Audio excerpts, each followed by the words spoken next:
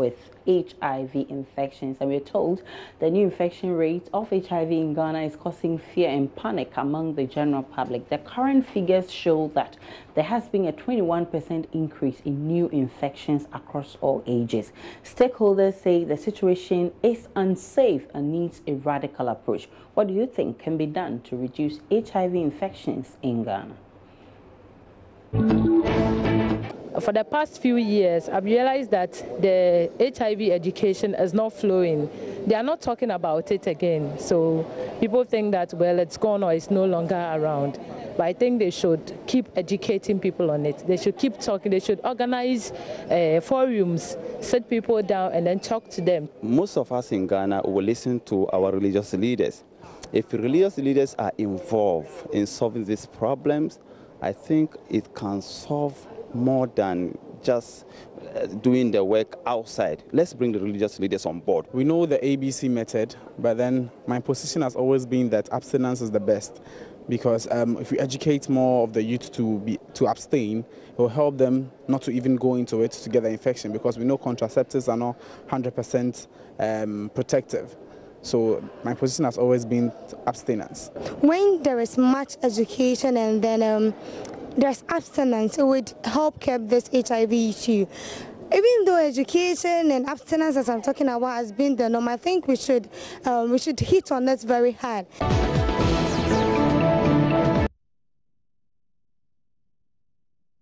Right, so we get on to Facebook, and Abu Isra says double standard is becoming clearer that the menace is more the result of sex, yet the whole society has prioritized in sex ed promotion even to children. Okay. Don't quite get it. TJ says majority of the people affected by the diseases are the youth. The way forward is abstinence. Baya Jeremiah says people should be responsible in their sexual behavior. A, abstain from sex. B, be faithful to your partner. C, condom use. These three key letters should be at the back of everyone's mind in their sexual life. One man, one lady should be the norm in our sexual relationship. Barbers and others who use sharp objects at their workplaces in serving people should also change their formula. All right, that's good advice. Akpalu says abstinence from sex or use condom, but that will be hard to achieve as long as tramadol 500 mg plus alcohol is around. May God have mercy on us. And Anderson Kumasi says education on HIV, its mode of transmission, safe sex and possible abstinence. Also encourage people to do the test to know their status. Peter ACM says, I think by flogging Dr. Pink Sheet in public for deceit, I believe and strongly too that one day he will announce that he has cure for HIV/AIDS. Mark my word. So who is Dr. Pink Sheet? Dr. Baumia. I suppose. Well, okay, Matilda says intensify education on responsible sexual behavior, especially students at tertiary, SHS, JHS, and the society at large. And James Abusanga says to stop or reduce HIV, some men need to be castrated. Really? While some females need to be made sexually inactive, coupled with eliminating tramadol. And Osikeni Brakwame says the best way to reduce HIV is to go back to our old custom like puberty rites, which the accounts call Brago and the Krobos call Depot Simple. Okay, and Emmanuel Amenyo says, tell the citizens to connect to God and his principles. No one has ever adhered to God and his principles with sickness or less to say HIV/AIDS. God is good. And Alan Francis says all these people are getting treated with HIV positive, and the ignorance is still, dying. Is still resulting to herbal treatments to get help. Well, your message is not quite clear. And Abraham Smith writes, the use of condoms and abstinence from sex, but prolonged use of condoms can bring infections too. So if you are not fully matured to have your partner, abstain from sex. And Jefferson Reynard Baba comes to say, prayer, since educational forums and anti-HIV campaigns have failed, it's even good we have numerous men of God and even angels in Ghana. Very interesting comments there. So we're still sticking on health, and Director of Mental Health Authority, Dr. Akwesio, say is calling for the review of laws on narcotics to include tramadol as a narcotic drug to check illegal importers and abusers of the painkiller. It follows concerns raised by health experts about the abuse of tramadol and its dire consequences. Do you share same view?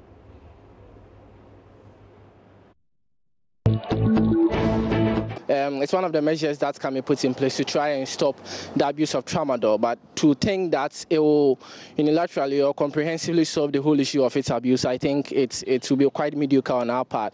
Yes, it is something, and let us not make it as if tramadol is not a medicine. It's a drug that is used and prescribed by certain doctors, depending on the kind of pain or depending on the kind of illness or sickness that the person faces. They've banned cocaine and weed and some other drugs, but then yes, though, we've seen it on streets. I mean, people are just using it anyhow.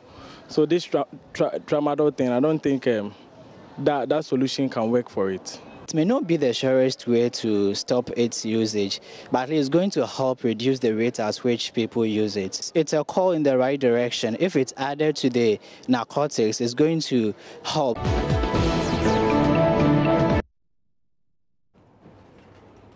Right, so one of the fascinating things about this tramadol abuse is the use as an aphrodisiac. Apparently people, combine that with alcohol. And energy drink and all that, and they give it all sort of names. And you know one of the names? No. Bing, bing, bang, bang. Really? I say that's how they call it. Boom, boom, bang, bang. So I can imagine if you take boom, boom, bang, bang, it means that, I mean, everything you reach. But it's a serious issue that, and the young people are abusing tramadol. It's a very sad thing. I think we all need to. It appears it took everybody else by surprise. By surprise, because we least expected that this could happen. People were taking it, but the authorities probably didn't. And you know what? That this was a last week I was under the weather. I went to the hospital and the doctor wanted to give me tramadol. I said, no, I don't want. He said, oh, I'm going to give you the right dose. I said, no way. I don't want tramadol. It's not a bad drug. It's the abuse that is the problem. So why did you refuse the tramadol? Maybe it was. Did you think it would make you bing, bing, bang, bing, bang? bing, bang, bang. In fact, that was the first thing that came to mind. Philip Fleischer-Jolitus on Facebook says this generation is the most dangerous, and the so-called free education is going to make things even worse, because free education without jobs would equal armed robbery, Sakawa scammers will increase, and the educated, hungry man will find something crazy to do. The future of the Ghanaian youth is dangerously bleak.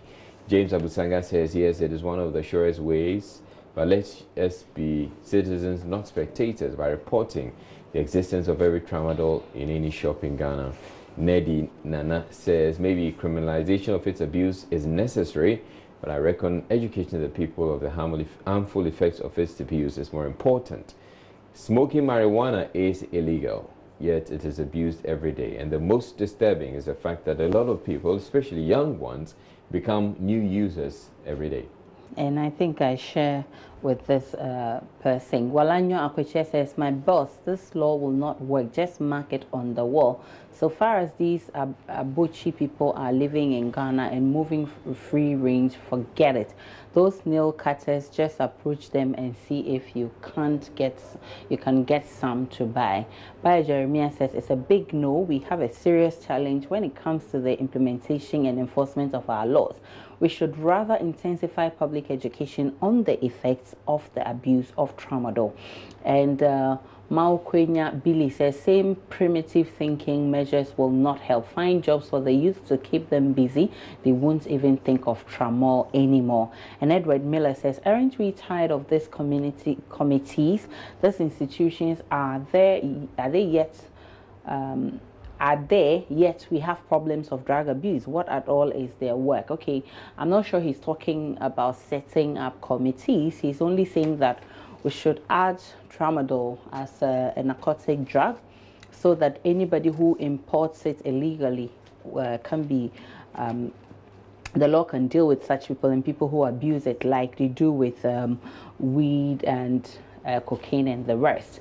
And Freddie Blaze says, please, so can someone brief me on some of the effects of abusing these drugs or the reason why some people take them? Okay, so one of the things is that it affects your kidney if you abuse it. And some of the young people we spoke with said that it gives them extra energy and it makes them do all kinds of things you cannot think of. And Raphael Terrier says it's absolute out of place and without merit if the same drug is given to accident patients who are not able to sleep as a result of the intense pain they feel. People are hooked on this drug after treatment. Is it not the doctors who prescribe it to them for pain relief and sleep? But I'm sure the doctors prescribe the right dose. They don't ask people to abuse it. Isaac Boache says, was it not tested by FDA before coming into the system? If they ban tramadol, then one is also all cross and one is also called cross and die. So one of the names is cross and die. But the FDA approved it, but they're saying that they didn't approve higher milligrams, like 200 milligrams and all of that. They didn't approve that one. So we don't know where that is coming from. And finally, over the weekend, Ghanaian actor John Dumelo got married with many individuals in the movie industry in attendance. But there have been rumors on social media that Dumelo dated a lady for 4 years and has now gone to marry someone else, and to many are saying it's unfair. And this raises the conversation of whether long relationship guarantees marriage. So tell me, what do you think? It doesn't matter how long you date. All you need to know is that you love each other and then you have the understanding. Okay, if, let's say, assuming the girl is in school and is going to finish in 8 years' time or something, and you really love the person, you stay. So it's based on the love, not the year. If it's meant to be, it will be. If it's meant for you guys to get married, I think it will just happen. Because sometimes we think that dating for long guarantees that, no, I've dated him for 4 years, I've done this and that, but you permitted it to happen. Sometimes we advise, but then we don't take it. Dating for a long time doesn't guarantee that you know the person from all angles. Today I am in, tomorrow if I feel I want to be out, that's it. I don't have to tie myself to something that will haunt me for the rest of my life. I don't think dating somebody for a long time is a license to marriage. Okay, so if you date somebody for a long time and then you realize that the person is not fit for marriage or you guys do not dovetail into each other, I don't think you should go ahead and marry such a person.